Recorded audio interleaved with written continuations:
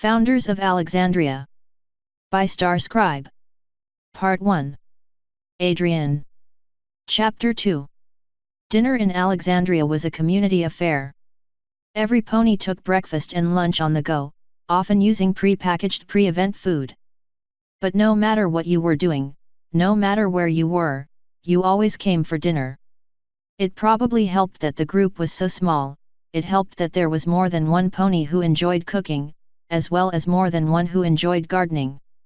Adrian was neither, which meant he got all the reward without any of the effort.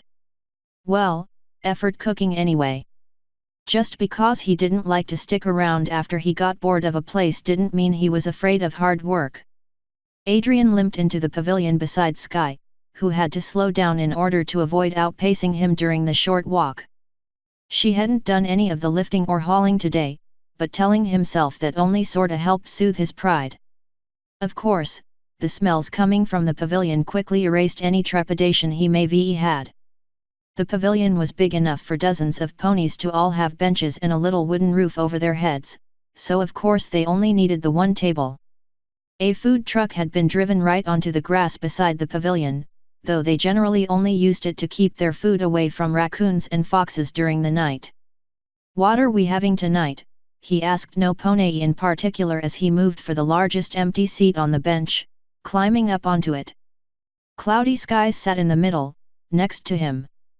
Mariah apparently didn't care much about the community spirit of the meal, because she was already eating, though the salad she ate looked as though it had been gathered from random plants nearby.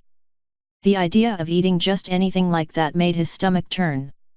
"Mad science," she said, through a mouthful of something. Had she even washed it? "Not mad science, food science." Alex sat on Sky's other side, but even from there Adrian could feel her glares for Mariah. "Oliver is making burgers." His stomach did another somersault at that. Like many ponies who'd been around right from the beginning, Adrian had loved meat when he was human and tried to keep eating it.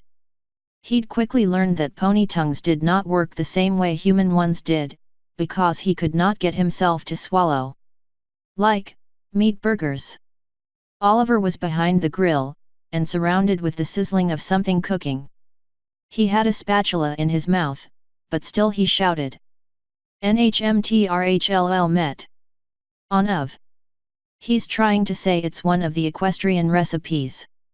Alex smiled, gesturing at a cookbook resting beside the freshly baked buns Sky had made that morning. The spread also contained homemade cheese, some sort of leaf for lettuce, and typical store-bought condiments. "You don't want to know what's in it, but I had these twice when I was in Equestria. It's not quite the same, but your tongue can hardly tell the difference. They're like what burgers should taste like. The way they used to be." Mariah rolled her eyes. "I saw them making the patties. It's mad science." Adrian was a simple pony, he would trust his nose. His nose told him the burgers would taste amazing. Probably shouldn't call them burgers, since he knew none of the equestrian food would have meat in it. He'd never liked it when vegetarian food pretended to be real. Did they have fast food in Equestria? Alex leaned sideways past Cloudy, so she could talk to him easier. Like the older mare, she had a short list of subjects that really interested her, and her visit to Equestria happened to be one of them. Unlike with Sky's farming obsession, a visit to another universe actually seemed really interesting. Adrian hadn't believed for a second she had really gone to another world. Not until he saw the memory crystal, and relived exactly what she had felt at the time. Everything, from her racing heart, the way her dress felt on her back, the rage boiling in her chest as she learned what had really happened to humanity. Something about watching the memory had written the experience permanently into Adrian's mind as well, as fresh as when he had first experienced it. The implications of magic like that were terrifying. Thank goodness worrying about things like that was over his head. Like Alex, really. It was a shame she was too young for him, they'd probably have got along better than he did with Sky. Of course, he had accidentally been tuning her out while he thought. They don't have cars, so it's not quite the same. They figured out deep frying though. She nodded emphatically. I never saw a chain. I wonder if they had corporation there. She swiveled her head around over her shoulder, meeting Oliver's eyes. Does the library have any books on law? Oliver shook his head. The spatula wasn't in his mouth this time, so he was able to reply more clearly. Nope. At least, no books with titles about it. He moved behind the grill again, though he shouted from behind it. I thought the point was to help us learn to be ponies. Yet. She looked down, disappointed. But law might be really complicated with all these different species living together. It would be nice to have some sort of guide to make suggestions. She sighed. I wish Sunset Shimmer had come back with me. You guys would have thought she was awesome. Mariah glared. I doubt it. She willingly works for a murderer. Some of that guilt has got to be communicable by proxy. It might have been her idea. She went on, but that was all Adrian listened to. He didn't really understand why the unicorn Mariah hated the equestrians so much. To him, they'd seemed well-meaning and genuine. Or had that just been how Alex had felt? Probably not, otherwise Mariah would have felt that too. Not that well-meaning meant that they'd been justified in sending his family away in time, so far that he'd probably never see them. No. He couldn't get angry. Being upset about a pony he'd never even met, a pony he'd never meet, just didn't make sense. Not when he had a real life in the present to live. Maybe if he ever saw her, he'd see how hard hooves could punch, for his family. You didn't die, Mariah, Alex pointed out. But people will. Just because I got lucky and saw your campfire doesn't mean others will be so lucky. There will be thousands of deaths. Tens of thousands. It would have been billions. Oliver cleared his throat, and the mares both stopped, staring. He had a plate of burgers in his mouth, so he couldn't talk until he set them down beside the buns and everything else. Eat up, he said, louder than he had to. I only made one for each of you, so no seconds. As one, every pony but Mariah rose from their seats and followed Oliver. The other mare kept talking, but Adrian wasn't listening and apparently neither was any pony else. By the time they'd all returned with their plates, she'd given up and gone back to her salad. As usual, the food was fantastic. Maybe the cheese was a little runny and the leaves weren't lettuce, but Oliver and Cloudy sure knew how to cook. Alex hadn't been lying either, it did taste like having a burger. Even after, when he'd learned it was made of hay and mushrooms, he hadn't complained. No sense not enjoying something just because his old self didn't enjoy it.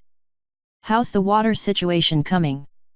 Adrian asked, when he was half done and starting on the fries. Real fries, with real potatoes. Thank God he could still eat those. And the ketchup was good too. Did you figure out the pressure stuff? Alex groaned. I've learned more about pumps than I ever wanted to know. She held up her legs a little higher. Even with her shirt, Adrian could see the grease on her legs. We'll have it by the end of the week, I'm sure. You're sure too, right Joseph? She glared at him. Mariah glared back, but for entirely different reasons. Even Adrian wasn't that stupid. Joseph was, though. He showed no sign of recognizing the jealousy Mariah radiated on an almost constant basis. Yet. The unicorn was still playing his 3DS while he ate, but he nodded vigorously anyway. Sure, right.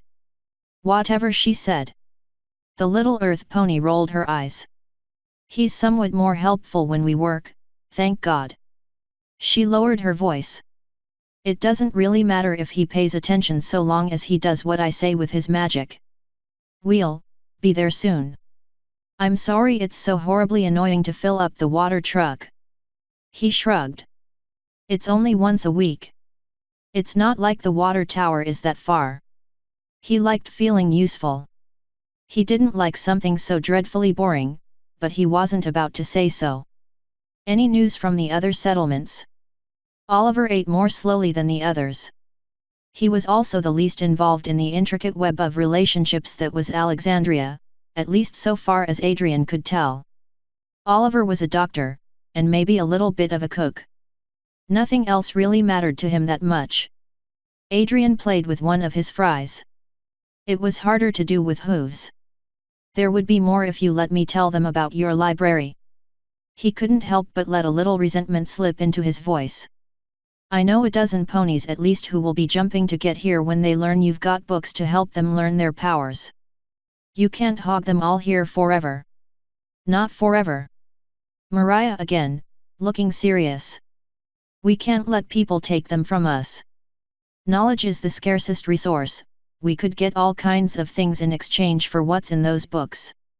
Adrian felt his ears swivel back, his muscles tensing a little. He wasn't the only one, if the anger in Alex's voice was any guide. We already discussed this. You were outvoted, Mariah.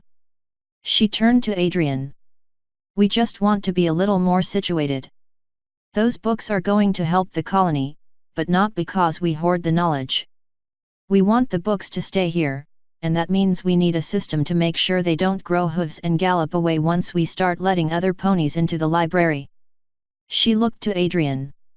Same reason we haven't told the story of what really happened yet. We want proof. The library will be the proof. Just another week. To Adrian's credit, he only sounded a little sarcastic. Alex looked like the remark might make her upset, but Oliver apparently did something because she settled down again, going back to her burger when he answered. It wasn't as though it didn't make sense for Oliver to answer, anyway. When he wasn't dealing with the garden, the library was his responsibility. 2 more tops. I've just got the tags to install. Joseph already finished with the computer, so it should be painless. Unlike Mariah, he wouldn't belabor an argument. Cloudy seemed to know he was upset, because she spoke up then. So what news is there? Are the others doing well? He nodded. For the most part. A few ponies are getting sick in New York right now. Some sort of cold. Their doctor is trying to figure out exactly what's causing it, but it doesn't seem to be that serious. No pony stays sick for more than a few days. Oliver frowned, stirring his food around with one hoof. It wasn't like we thought we'd be immune forever. Some of the equestrian books talk about disease, it was only a matter of time. Anything else? Adrian shook his head. Nothing much. I planned out my next trip, once I'm not needed here anymore. Colorado Springs. That provoked no positive reactions, particularly from cloudy skies. Talking about leaving in front of her got to her more than slashing her tires would have, more than dumping out all those little terrariums she made in old jars. But it wasn't as though he was leaving tomorrow. He'd been pretty clear with these ponies he wasn't going to be around forever. He had way too many colonies to visit for that.